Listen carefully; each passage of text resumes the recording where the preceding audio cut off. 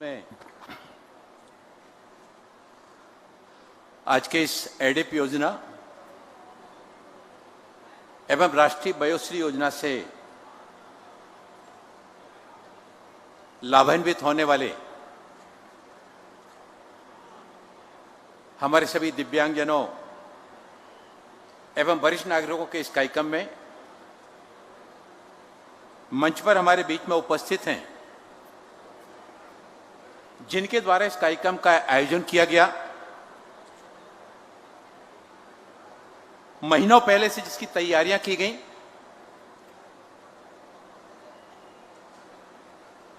केंद्र सरकार में देश के पंतप्रधान आदरणीय नरेंद्र मोदी जी के मंत्रिमंडल में हमारे वरिष्ठ साथी, हम सभी के मार्गदर्शक आदरणीय केंद्रीय सड़क परिवहन मंत्री सम्मानीय नितिन गडकरी जी, मंच पर उपस्थित हमारे विधानसभा सदस्य श्री मोहन महतो जी, सुरेंद्र सिंह जी अपर सचिव, श्री राधाकृष्ण जी आयुक्त नागपुर महानगर पालिका, डॉक्टर विपिन रिटर्नकर जिलाधिकारी, दीपक कुमार मीना जी अतिरिक्त आयुक्त नागपुर, योगेश कुंभेरकर जी, मंच पर उपस्थित हमारे समस्त जनप्रतिनिधिगण,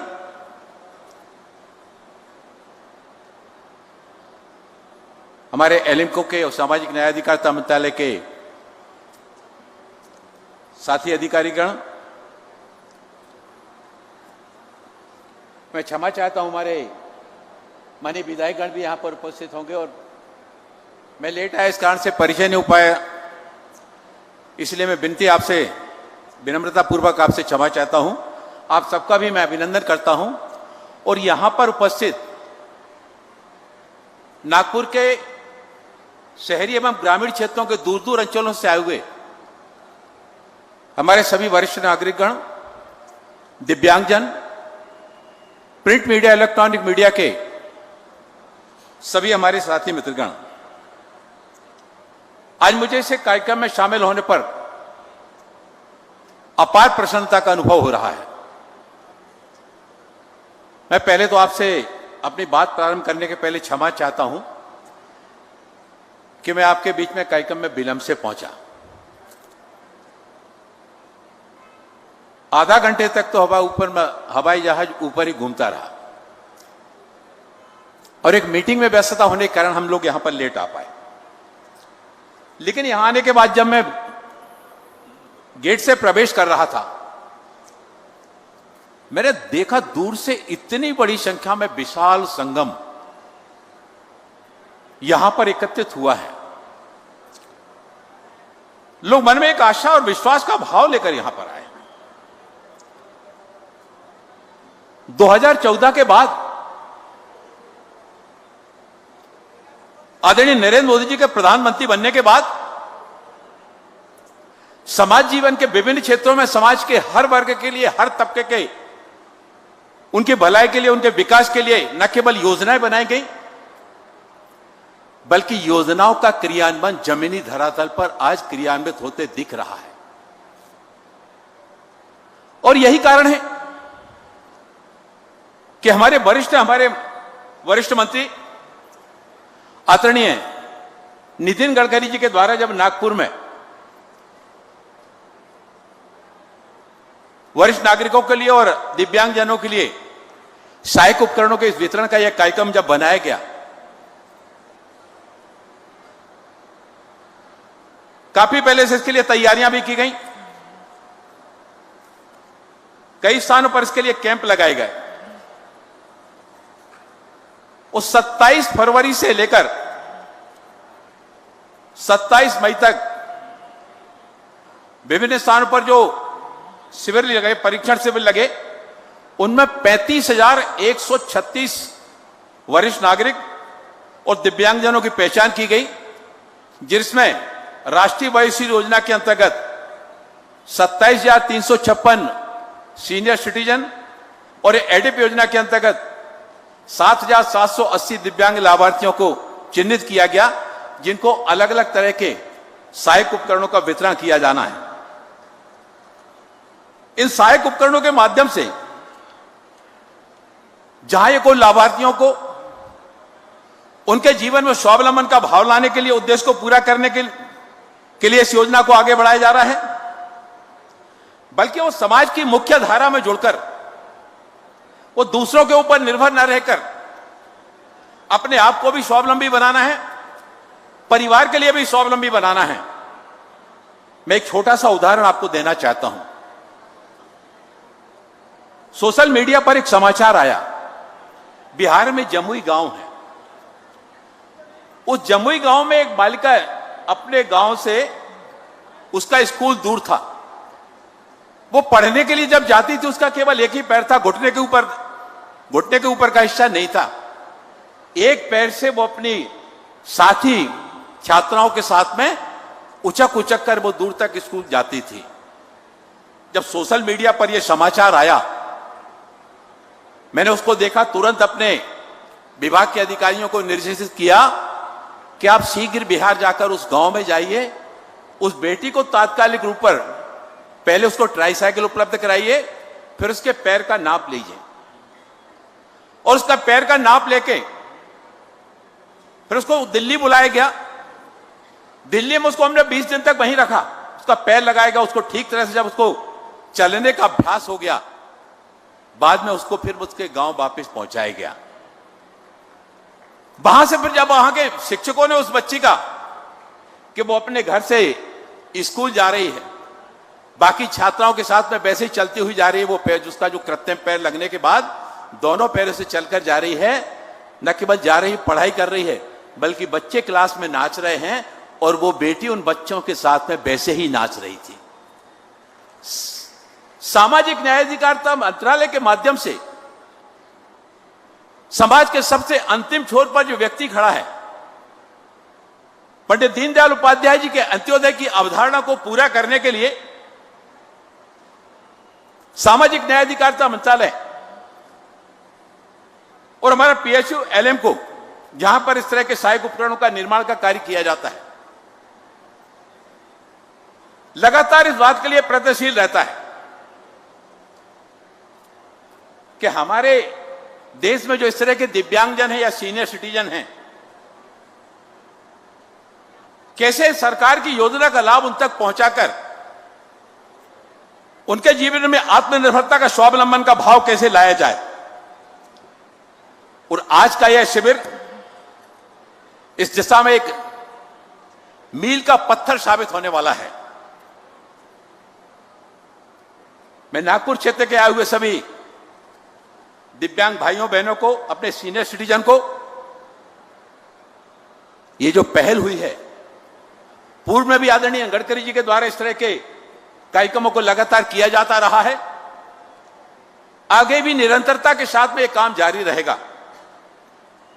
2011 की जनगणना के अनुसार देश में लगभग 2.68 दिव्यांगजन, और इन दिव्यांगजनों के लिए सामाजिक न्याय अधिकारिता मंत्रालय एक और जहां अपने विभाग के माध्यम से, विभिन्न योजनाओं के माध्यम से उनको स्वावलंबी बनाने के लिए प्रयास कर रहा है, वहीं हमारे जो दिव्यांग छात्र छात्राएं हैं, भारतीय सांकेतिक भाषा लिपि में और पहली कक्षा से लेकर 5वीं कक्षा तक की पुस्तकों का, उसका भारतीय सांकेतिक भाषा लिपि में रूपांतरण किया गया। 6वीं से 12वीं कक्षा तक के लिए ऐसे हमारे जो दिव्यांग दृष्टिबाधित हमारे छात्र छात्राएं हैं, उनके लिए 6वीं कक्षा से 12वीं कक्षा तक के लिए पुस्तकों को आगे बढ़ाने का काम हमारा निरंतरता के साथ में जारी है। इन दिव्यांगजनों के लिए स्किल ट्रेनिंग के साथ में जोड़ते हुए एक और जहां शिक्षा के क्षेत्र में उनको आगे बढ़ाने का प्रयास, वही स्किल ट्रेनिंग के कार्य के साथ में जोड़ते हुए उनके जीवन में शिक्षा के साथ में कौशल को भी आगे बढ़ाया जाए, ताकि वो अपना काम आगे प्रारंभ कर सकें। अब यहां पर बहुत सारे दिव्यांगजनों को तरह तरह के उपकरण दिए जाना है, जिसमें कुछ को ट्राईसाइकिल भी दी जाएगी, किसी को मोटराइज ट्राईसाइकिल भी दी जाएगी। ये मोटराइज ट्राईसाइकिल मिलने के बाद मैंने देखा है कि दिव्यांगजनों के जीवन में कितना बड़ा बदलाव आ रहा है। वो मोटराइज ट्राईसाइकिल मिलने के बाद मैंने देखा है कई दिव्यांगजनों को उस मोटराइज ट्राईसाइकिल पर पीछे डिक्की के ऊपर ब्रेड के पैकेट, टोस्ट के पैकेट, बेकरी का सामान लेके वो दिव्यांग शहर के बाड़ में और गांव में जाकर बेचकर अपनी रोजी रोटी कमाने लगा है। बहुत सारे दिव्यांगों को हमने देखा कि रेडीमेड कपड़ों की गठरी लेकर साप्ताहिक हाट बाजार में जाकर वो जीविकोपार्जन करने के लिए आगे बढ़ चले हैं। कई मैंने शिक्षित दिव्यांगों को देखा जो पहले अपने घर पर रहकर ट्यूशन किया करते थे, बच्चों को पढ़ाया करते थे, लेकिन वो मोटराइज ट्राईसाइकिल मिलने के बाद आज वो 4-6 स्थान पर और जाकर ट्यूशन का कार्य करने लगे हैं, उस काम को और बड़ी मात्रा में बढ़ाने लगे हैं। और इस तरह से एक और जहां उनके जीवन में स्वावलंबन आ रहा है, वहीं दूसरों के लिए भी ज्ञान के प्रकाश से अलौकिक करने का काम उनके द्वारा किया जाने लगा है। आदरणीय प्रधानमंत्री जी के मार्गदर्शन में 2016 में दिव्यांगजन अधिकार अधिनियम बनाया गया और दिव्यांगजन अधिकार अधिनियम बनने के बाद जो दिव्यांगता की पहले केवल 7 श्रेणियां हुआ करती थी, उन 7 श्रेणियों को बढ़ाकर 21 कर दिया गया। 21 तरह की कैटेगरियों को उसमें शामिल कर लिया गया। सरकारी नौकरियों में भी आरक्षण जो पहले 3% था दिव्यांगजनों के लिए, उसको भी बढ़ाकर 4% कर दिया गया। और इसके साथ सरकारी सहायता प्राप्त जो शैक्षणिक संस्थान हैं, उन शैक्षणिक संस्थानों में भी दिव्यांगजनों के लिए आरक्षण 3% से बढ़ाकर उसको 5% कर दिया गया। एक सुगम्य भारत अभियान सामाजिक न्याय अधिकारिता मंत्रालय के द्वारा यह चलाया जा रहा है, जिसमें शासकीय भवनों के साथ में सार्वजनिक स्थलों पर हमारे दिव्यांगजनों को आने जाने में सुविधा हो, चाहे वो अस्पताल हो, चाहे वो शिक्षा के केंद्र हो, चाहे रेलवे स्टेशन हो, चाहे बस स्टैंड हो, हमारे दिव्यांगजन भी आसानी के साथ वहां पर आ जा सकें, अपनी गतिविधियों को ठीक तरह से संचालित कर सकें। सुगम्य भारत अभियान के अंतर्गत इस काम को भी तीव्रता के साथ में आगे बढ़ाया जा रहा है। मैं जब आया था तो हमारे सीआरसी के अधिकारी यहां पर मिले थे मुझे।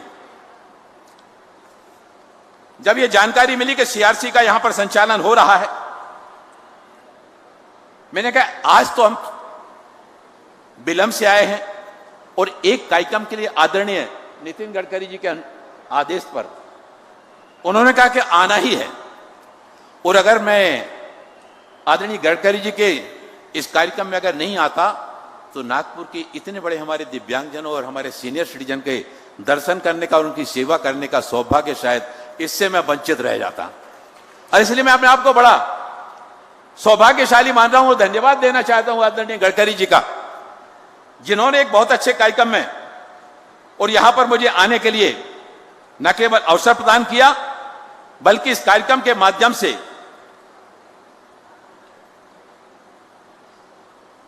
2,41,200 सहायक उपकरणों का जहां वितरण किया जाना है, लगभग 34 करोड़ 43 लाख रुपए के उपकरणों का वितरण यहां पर आज किया जाने वाला है। मैं एक और जानकारी आपको देना चाहता हूं। कभी कभी कोई बच्चा ऐसा होता है जो पैदा होते साथ ही ना बोल पाता है ना सुन पाता है। जिस परिवार में ऐसा बच्चा होता है, उस परिवार के मां बाप के दुख की कल्पना कोई दूसरा नहीं कर सकता है। वो मां बाप हृदय से कितने दुखी होते हैं। ऐसे न सुनने वाले न बोल पाने वाले बच्चे 0 to 5 ईयर्स तक सामाजिक न्याय अधिकारिता मंत्रालय के द्वारा उनकी कॉक्लियर इंप्लांट सर्जरी वो फ्री ऑफ कॉस्ट कराई जाती है। लगभग 6-6.5 लाख रुपए का खर्च आता है, लेकिन वो सामाजिक न्याय अधिकारिता मंत्रालय ऐसे बच्चों को, अगर आपके क्षेत्र में कोई बच्चा यहां निकल के ऐसा आता है, हमारे सम्मानीय विधायकगण भी यहां पर उपस्थित हैं, उनके क्षेत्र में भी अगर कोई ऐसा बच्चा आता है, भगवान न करे किसी के परिवार में किसी मां बाप को ऐसा बच्चा मिले, लेकिन कहीं कोई आपके आसपास कोई ऐसा बच्चा अगर नजर आता है, उस बच्चे को सामाजिक न्याय अधिकारिता मंत्रालय का हमारा जो सीआरसी है वहां पर सीआरसी पर जरूर ले जाएं।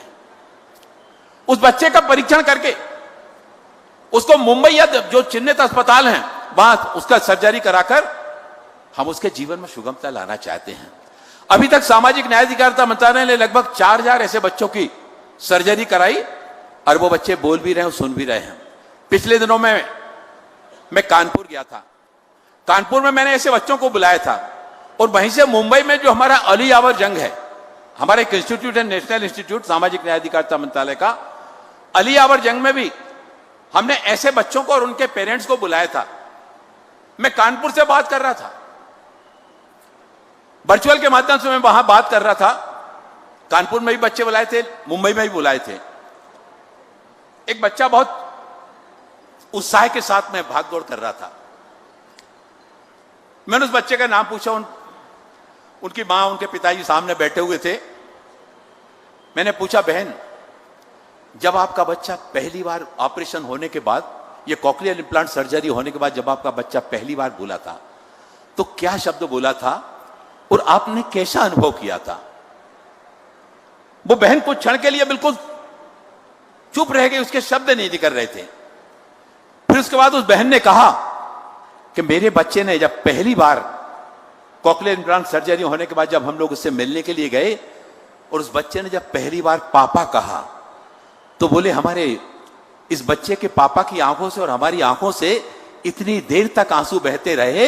हम लोग सोच रहे थे कि शायद हमारे बच्चे का पुनर्जन्म हुआ, दूसरा जन्म हुआ है ईश्वर की कृपा से। और सामाजिक न्याय अधिकारिता मंत्रालय ने जो पहल की है, उस पहल के कारण हमारे बच्चे को जो नया जीवन दान मिला है, उस बच्चे ने जब पहली बार कहा तो हमको जो प्रसन्नता अनुभव उसको हम शब्दों में व्यक्त नहीं कर सकते हैं। ऐसे समाज के अंतिम छोर पर जो व्यक्ति खड़ा है, मैं रक्षाबंधन के दिन दिल्ली में था। दिल्ली में हमारे सामाजिक न्याय अधिकारिता मंत्रालय के अधिकारी 2 दिन पहले हमारे पास आए और एक पुटकला गांव है दिल्ली के पास में, वहां की एक बच्ची कैंसर सर्वाइव बच्ची है, हड्डियां उसको प्रॉब्लम आई थी, तो उसको 3D स्कैनिंग के माध्यम से एक हम लोगों ने उसका इंस्ट्रूमेंट बनवाया।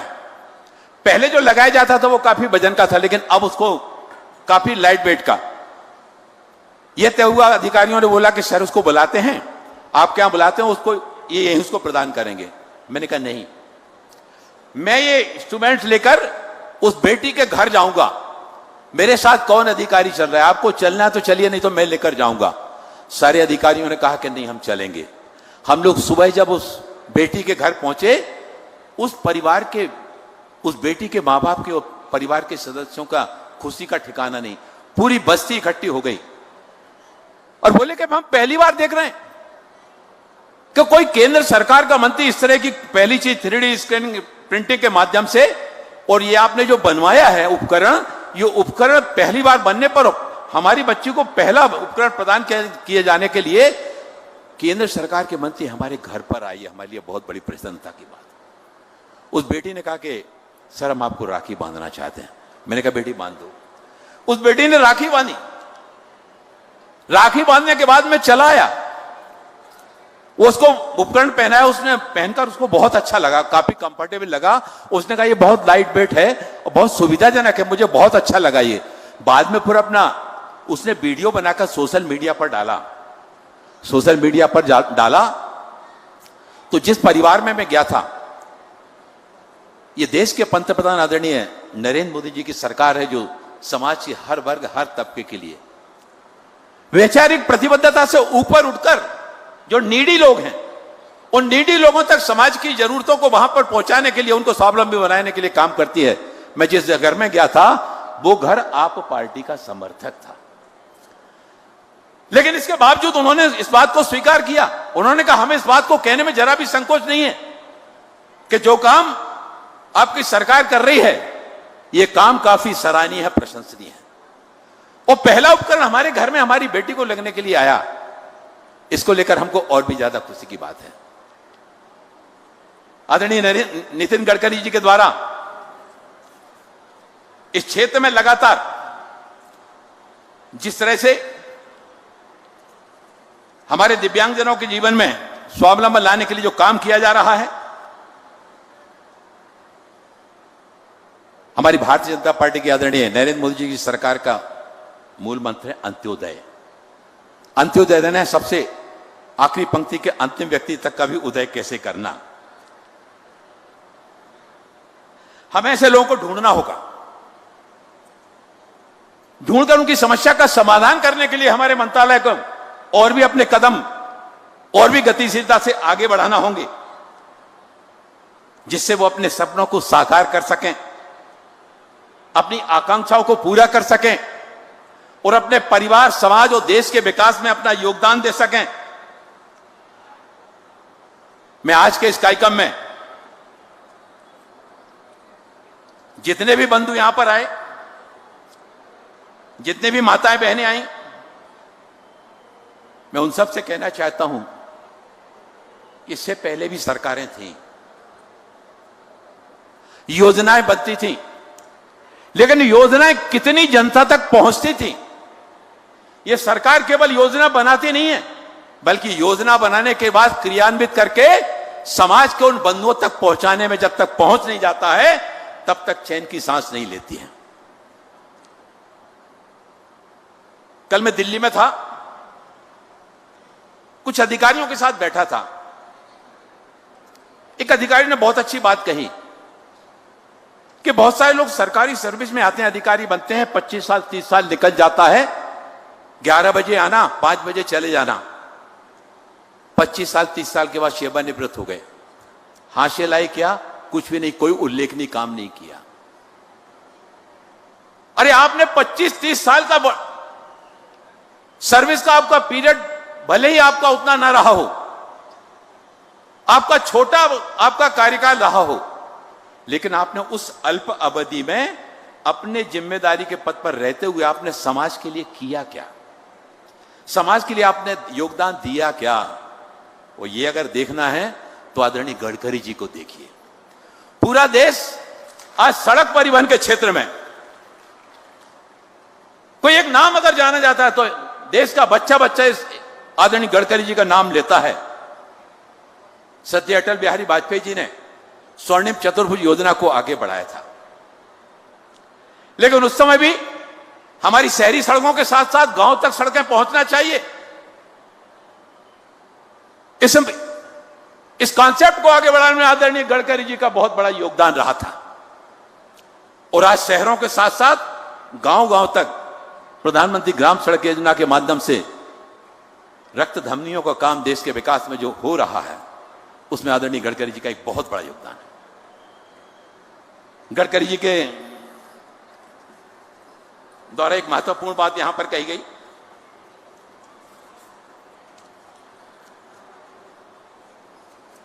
इतने सारे दिव्यांगजनों को ये सहायक उपकरण तो दिए ही जाना है, लेकिन एक दिव्यांग पार्क का निर्माण करने की बात भी उनके द्वारा रखी गई थी। हमारे क्षेत्र के दिव्यांगजन उस दिव्यांग पार्क में बाकी सामान्य पार्कों जैसा यह पार्क नहीं। पहली चीज तो आदरणीय गडकरी जी ने जो कहा, मैं उनके आदेश को कभी मना नहीं कर सकता हूं, और ये दिव्यांग पार्क बनाने के लिए सामाजिक न्याय अधिकारिता मंत्रालय से जो भी आवश्यकता है, जो भी फंडिंग की आवश्यकता है, वो मैं देने की स्वीकृति देता हूं। और हमारे क्षेत्र में एक बहुत अच्छा दिव्यांग पार्क नागपुर क्षेत्र में बनने वाला है। इस दिव्यांग पार्क में ऐसी अनेक खूबियां और फीचर्स होंगे जो दिव्यांगजनों, वरिष्ठ जनों के साथ साथ बाकी सामान्य व्यक्तियों को भी लाभान्वित करेंगे। और इसमें बौद्धिक दिव्यांगजनों के मनोरंजन के साथ उनके उपचार के लिए एक सेंसरी गार्डन भी होगा, जहां ऑटिस्टिक बच्चों के लिए ब्लू रूम की व्यवस्था भी होगी। म्यूजिक थेरेपी के लिए भी इस पार्क में जाइलोफोन और तरह तरह के पक्षियों की आवाजों की मधुर ध्वनियां भी इस पार्क में वहां पर गूंजेंगी। लोकोमीटर दिव्यांगजनों के लिए एक हाइड्रोथेरेपी पॉइंट भी होगा, जो ऐसे लोगों को मूवमेंट इंप्रूव करने में सहायक सिद्ध होगा। और पूरे गार्डन में घूमने के लिए पैदल बाग के साथ ही साथ बैटरी से चलने वाली गाड़ी और व्हील चेयर से भी हमारे दिव्यांगजन उसमें घूम सकेंगे। यह संपूर्ण पथदृष्टि बाधित दिव्यांगजनों की सुगमता के लिए टेक्टाइल पार्ट्स टाइल्स जो है ना वो लगाए जाएंगे और इस मार्ग पर भी रेलिंग होगी, जिससे दिव्यांगजनों को रेलिंग के सहारा लेकर आराम से जाने आने में सुविधा होगी। गार्डन के एक हिस्से में टच एवं स्मेल वाटिका होगी, जिसमें विभिन्न प्रजातियों के ऐसे पौधे होंगे जिन्हें स्पर्श या खुशबू से भी पहचाना जा सकेगा और उन सभी पौधों के नाम की पट्टिकाएं भी ब्रेल भाषा में, जो हमारे दृष्टिहीन दिव्यांगजन हैं उनके लिए ब्रेल भाषा में वो पट्टिकाएं भी लगाई जाएंगी। दिव्यांग पार्क में एक हॉल ऑफ फेम होगा, जिसमें ऐसे दिव्यांगजनों की फोटो और उनके कार्यों का भी उल्लेख होगा। इंडोर गेम्स के रूप में ब्रेल युक्त शतरंज, प्ले कार्ड्स, लूडो, सांप सीढ़ी जैसे गेम भी होंगे। इसके साथ ही साथ दिव्यांगजनों के लिए सरकार की जो तरह तरह की विभिन्न योजनाएं हैं और उसके लिए उपलब्ध विभिन्न सहायक उपकरणों, उनका भी डिस्प्ले सेक्शन भी होगा। एक विशेष विद्यालय भी होगा जो दिव्यांगजनों को विशेष शिक्षा के माध्यम से दिनों-दिन की गतिविधियों को खेल खेल में सिखाने का और सहायक होगा। पार्क में नक्षत्र वाटिका के साथ साथ दिव्यांगजनों के लिए ओपन जिम भी होगा, जिनसे उसके लिए सुगम जिम उपकरणों को लगाया जा सकेगा। पार्क में एक ओपन ऑडिटोरियम एवं दिव्यांग द्वारा संचालित कैंटीन भी होगी। मित्रों, जब मैं अभी आया मैंने देखा कि यहां पर हमारे एक बहुत अच्छे दिव्यांग साथी जय सिंह चौहान जी, जो अच्छे इंडस्ट्रियलिस्ट हैं। मैं अपने सारे दिव्यांग साथियों से कहना चाहता हूं, जीवन में आगे बढ़ने का हौसला चाहिए, और अगर हौसला होता है तो मंजिल को प्राप्त करने से कोई रोक नहीं सकता। इसका इतना बड़ा उदाहरण मैंने जय सिंह चौहान जी के रूप में यहां पर मंच पर देखा। क्या 25 करोड़ से ज्यादा का बिजनेस उनके द्वारा किया जा रहा है।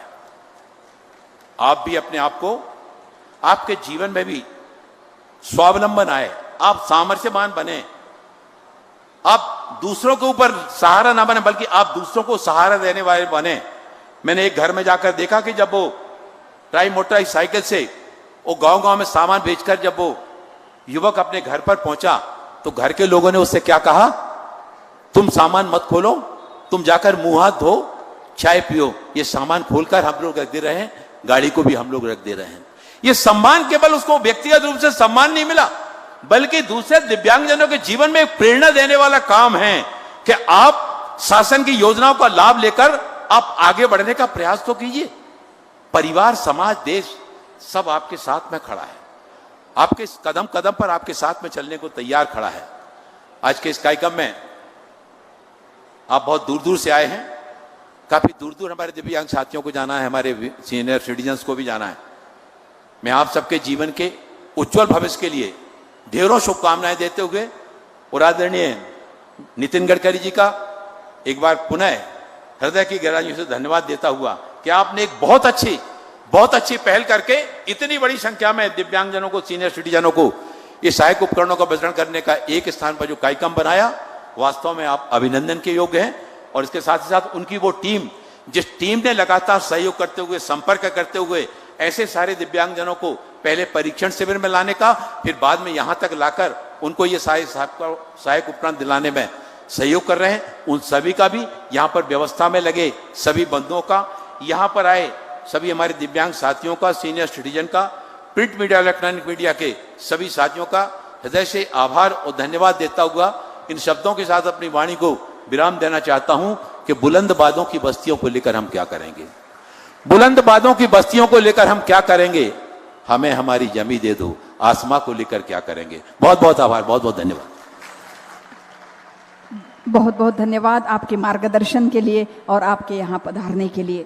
यानंतर मी माननीय गडकरी साहेबांना विनंती करणार आहे, त्यांनी एक विशेष सत्कार करावा आणि जोरदार टाळ्यांच्या गजरात आपण आमंत्रित करूया श्री नरेंद्र बाल्या बोरकर यांना।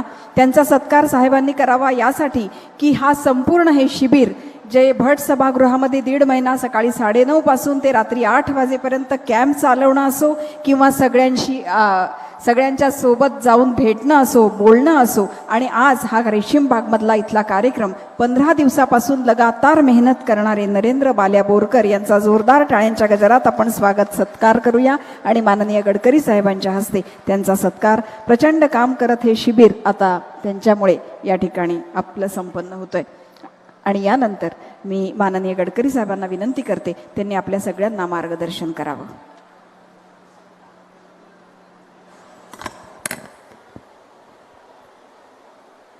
भारत सरकार में समाज कल्याण विभाग के मंत्री मेरे सहयोगी आदरणीय डॉक्टर वीरेंद्र कुमार जी, दक्षिण नागपुर के हमारे लोकप्रिय विधायक आदरणीय मोहन मते जी, हमारे म्यूनिसिपल कमिश्नर जिनके मार्गदर्शन में इस कार्यक्रम का आयोजन यशस्वी रूप से हुआ है, ऐसे राधाकृष्णन जी, विशेष रूप से हमारे समाज कल्याण विभाग ने जो यह कार्यक्रम आयोजित किया है उस विभाग ने हमें बहुत बड़ा सहकार्य किया है. ऐसे उसके प्रमुख एडिशनल सेक्रेटरी श्री सुरेंद्र सिंह मीना जी, हमारे अतिरिक्त आयुक्त दीपक कुमार मीना जी, जिला परिषद के सीओ योगेश कुंभेजकर जी, विशेष रूप से उपस्थित सभी सम्माननीय अतिथिगण, नगर सेवकगण और दिव्यांग सभी भाई और बहनों, मुझे खुशी है कि आदरणीय नरेंद्र मोदी जी के नेतृत्व में भारत सरकार ने 2016 में दिव्यांग जन अधिकार कायदा का लागू किया गया और इस कानून के प्रति यही उद्दिष्ट था कि हमारे दिव्यांगों का विकास हो और उनको सम्मान से जीवन में जीने का अधिकार प्राप्त हो. और इसीलिए दिव्यांग और ज्येष्ठ नागरिक जो है उनके जीवन को सुसह्य करने के लिए भारत सरकार ने अनेक कार्यक्रम लिए हैं. मैं वीरेंद्र कुमार जी को विशेष रूप से धन्यवाद दूंगा कि उनके मार्गदर्शन में आज का यह कार्यक्रम हो रहा है. जो हमारे समाज के आखिरी पायदान पर खड़े हैं, जो शोषित है, वंचित है, जिनके पास रहने के लिए मकान नहीं है, खाने के लिए रोटी नहीं है, जिनका शरीर पर कपड़ा नहीं है, उस दरिद्र नारायण को हम भगवान माने और हम उसकी निरंतर सेवा करते रहे. और जिस दिन इस दरिद्र नारायणों को रोटी, कपड़ा और मकान मिलेगा, उसी दिन हमारा कार्य पूरा होगा, ऐसा हम समझेंगे. ये पंडित दीनदयाल उपाध्याय जी का सामाजिक आर्थिक चिंतन अंत्योदय के रूप में हम सबके लिए एक मार्गदर्शक तत्व है. पर जैसे दीनदयाल जी ने कहा है, वैसे महाराष्ट्र में हमारी आस्था और श्रद्धा, हमारी महाराष्ट्र ये साधु संतों की भूमि है. ज्ञानेश्वर महाराज, तुकाराम महाराज, हमारे विदर्भ में तुकडोजी महाराज, गाडगे महाराज, गजानन महाराज, हमारे यहाँ ताजुद्दीन बाबा हो, हर जगह पर हमारी संस्कृति और इतिहास में हमारे साधु संतों का बहुत बड़ा योगदान रहा है. तुकाराम महाराज जी ने कहा है, जे का रंजले गांजले त्यासी म्हणे जो आपुले, तोची साधू ओळखावा देव तेथेची जाणावा. मुझे लगता है कि आज की ये Vayoshri Yojana, assistance to disabled person ADIP, और जो 60 साल के ऊपर जो हमारे ज्येष्ठ नागरिक हैं उनके लिए ये योजना है, ये एक प्रकार से जो रंजले गांजले है उनकी सेवा करने का एक सुनहरा अवसर आपके लोक प्रतिनिधि के नाते मुझे और हमारी सरकार को, मोदी जी को, वीरेंद्र कुमार जी को, आप सब लोगों ने दिया है. इसके लिए मैं हमको भाग्यवान समझता हूं, नसीबवान मानता हूं.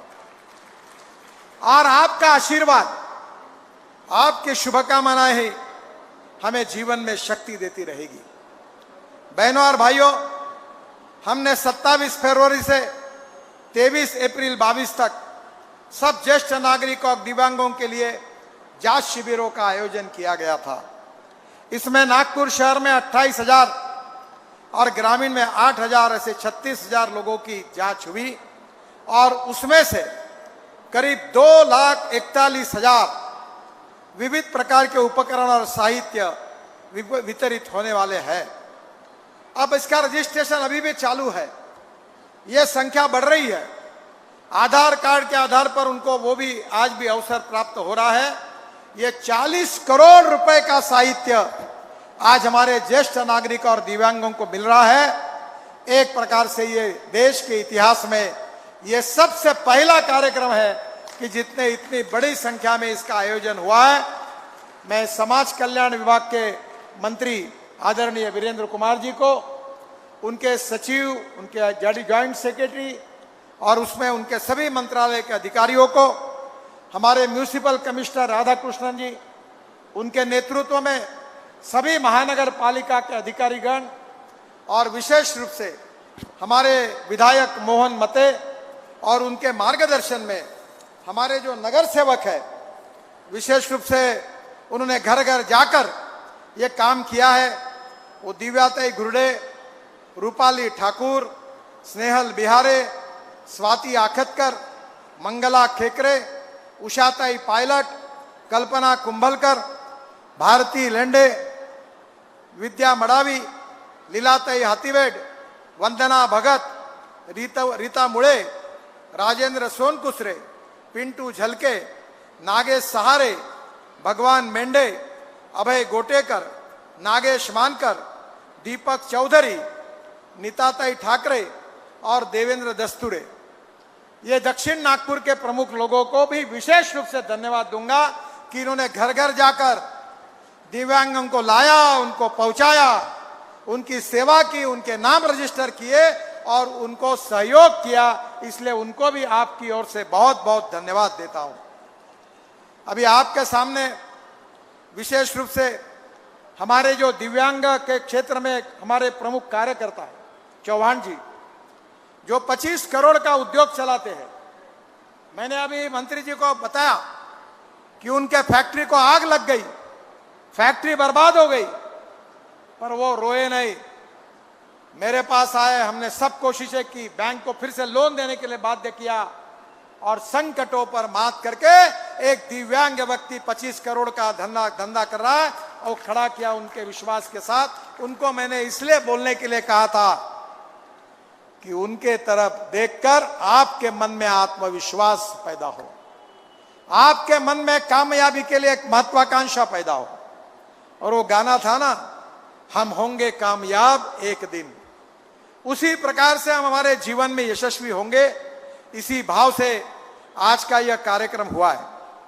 मैं विशेष रूप से धन्यवाद दूंगा आदरणीय वीरेंद्र कुमार जी को कि उन्होंने हमारे नागपुर के लिए आज दिव्यांग पार्क की योजना को मंजूर करने की घोषणा की है।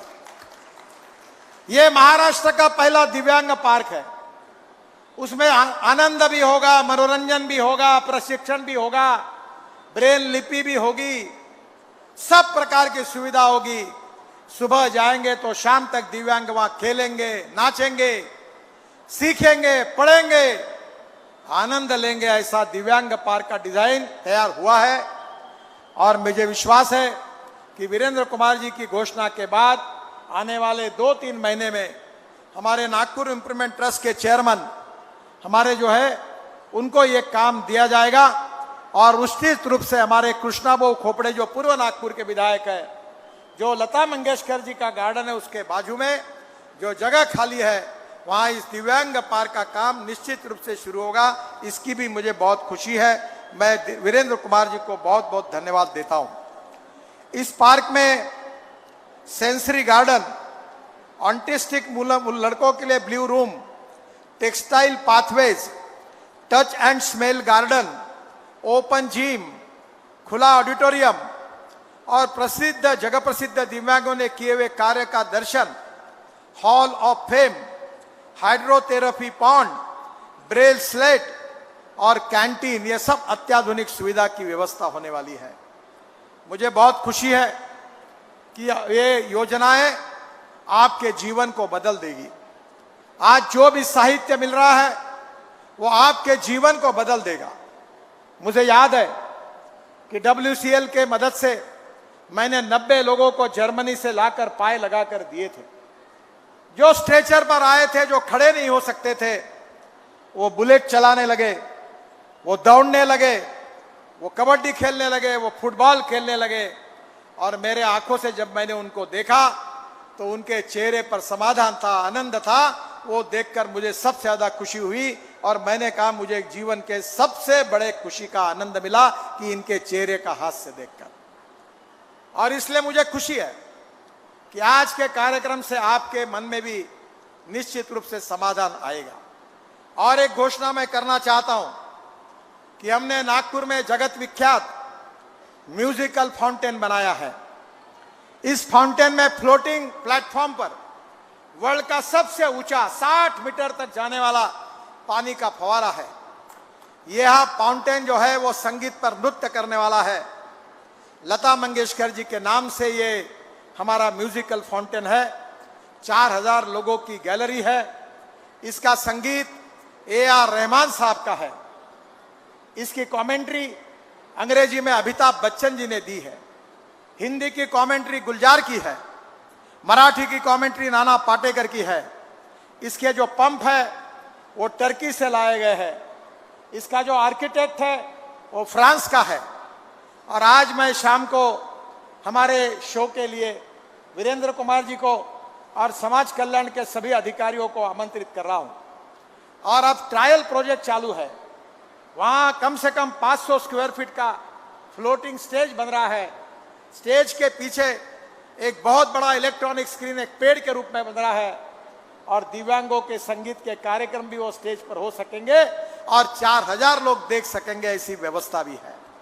मैं सभी दिव्यांगों के एसोसिएशन को और ज्येष्ठ नागरिक उनके भी संगठन को अनुरोध करता हूं कि हमारे खासदार सांस्कृतिक महोत्सव समिति जो है उससे संपर्क करें।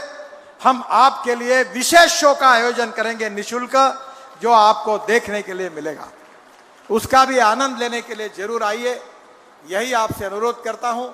फिर से एक बार आप सबको बहुत बहुत बधाई देते हुए, वीरेंद्र कुमार जी को बहुत बहुत धन्यवाद देते हुए और बाल्या बोरकर जी के नेतृत्व में रात दिन हमारे कार्यकर्ताओं ने, अधिकारियों ने मेहनत की।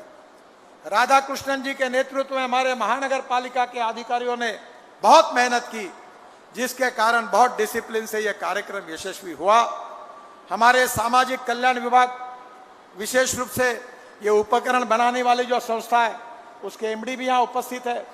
उसके साथ साथ हमारे पुलिस व्यवस्था और हमारे नगर सेवक, हमारे आमदार मोहन मते, इन्होंने सबने दक्षिण नागपुर में आज के कार्यक्रम के लिए मदद की है। ये एक कार्यक्रम है, ऐसे और 5 कार्यक्रम होने वाले एक एक विधानसभा क्षेत्र में। हम एक समय इतना नहीं कर सके, इसलिए और 5 कार्यक्रम होंगे और सबको वेल डिसिप्लिन के साथ आपको आपके उपकरण मिलेंगे। जिले में भी इसी प्रकार से आयोजन किया जाएगा और ग्रामीण क्षेत्र के भी लोगों को इस उपकरणों का लाभ मिलेगा। जिलाधिकारी और जिला परिषद के CO उस कार्यक्रम का आयोजन कर रहे हैं और मुझे खुशी है कि वीरेंद्र कुमार जी के सहयोग के कारण नागपुर शहर और जिले में ये हजारों दिव्यांगों की सेवा करने का जो अवसर हमको मिला है, इसके लिए हम सब लोग खुद को भाग्यवान समझते हैं। मैं आप सबके प्रति चरणों में विनम्र प्रार्थना करता हूं कि आपका आशीर्वाद, आपकी शुभकामनाएं, आपकी ताकत हमें जीवन में ऐसा अच्छा काम करने की और शक्ति देगा और प्रेरणा देगा। इसी विश्वास के साथ आपको बहुत बहुत धन्यवाद देते हुए मैं अपनी बात को समाप्त करता हूं। धन्यवाद, नमस्कार। बहुत बहुत धन्यवाद सर। माननीय गडकरी साहब की दूरदृष्टि तथा सहृदयता को प्रणाम करते हुए आज के इस कार्यक्रम के मुख्य दौर की ओर मैं आपको लिए चलती हूं। अब यानंतर आता 10 विशेष लाभार्थ्यांना या ठिकाणी साहित्याचं वितरण केलं जाणार आहे आणि ते घेण्यासाठी मी त्या लाभार्थ्यांना या ठिकाणी आमंत्रित करणार आहे। प्रातिनिधिक स्वरूपामध्ये हे वितरण होणार आहे आणि कार्यक्रम संपल्यानंतर इथे असलेल्या सगळ्यांना हे साहित्याचं वाटप करण्यात येणार आहे। पहिलं नाव आहे संदीप राम भगत। संदीप राम भगत, त्यांच्या वडिलांचं नाव आहे राम भगत आणि त्यांना आज या ठिकाणी माननीय गडकरी साहेब आणि माननीय मंत्री महोदयांच्या शुभ हस्ते मोटराइज्ड ट्रायसिकल प्रदान करण्यात येते आहे. संदीप राम भगत. माननीय नितीनजी गडकरी आणि डॉक्टर वीरेंद्र कुमारजी आणि मंचावर उपस्थित सर्व मान्यवरांच्या शुभ हस्ते मोटराइज्ड ट्रायसिकलचं वाटप संदीप राम भगत. जोरदार टाळ्या.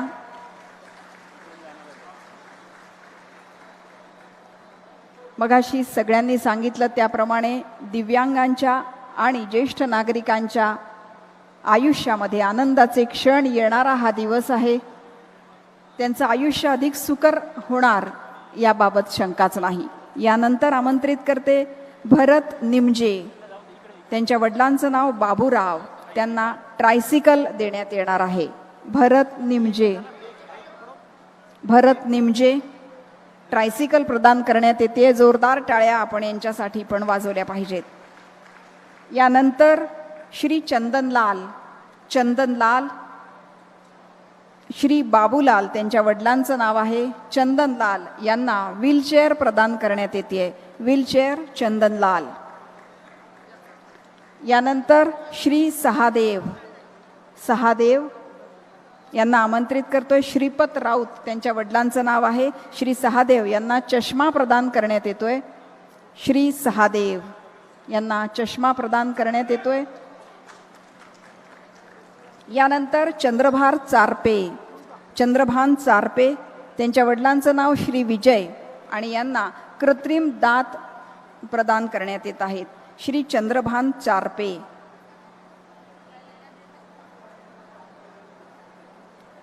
सहादेव यांना चष्मा प्रदान करण्यात आला आहे. यानंतर चंद्रभान चारपे त्यांचे वडील विजय यांच्यासह आहेत आणि त्यांना कृत्रिम दात प्रदान करण्यात येत आहेत. खूप महत्वाकांक्षी महत्त्वपूर्ण अशी ही योजना आहे. या योजनेसाठी आपण सगळ्यांनी जोरदार टाळ्या वाजवल्या पाहिजेत. यानंतर आमंत्रित करूया संतोष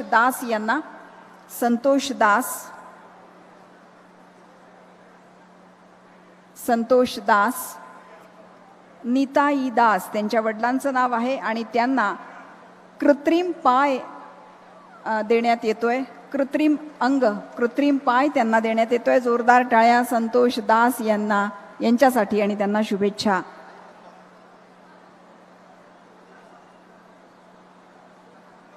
पुन्हा चालू शकतायत त्यामुळे त्यांच्या चेहऱ्यावरचा आनंद आपण सगळे बघू शकतो. यानंतर श्री विशाल यांना आमंत्रित करतोय. त्यांचे वडील श्री कैलास विशाल यांना स्मार्टफोन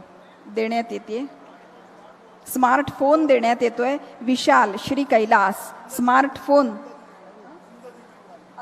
अंध दिव्यांग आहे त्यांना स्मार्टफोन प्रदान करण्यात येतोय. विशाल. यानंतर श्रीमती कविता यांना आमंत्रित करूया. पती श्री विजय यांच्यासह त्यांना सुगम्य केन प्रदान करण्यात येते. सुगम्य केन. श्रीमती कविता पती श्री विजय यांच्यासह सुगम्य केन त्यांना प्रदान करण्यात येते. यानंतर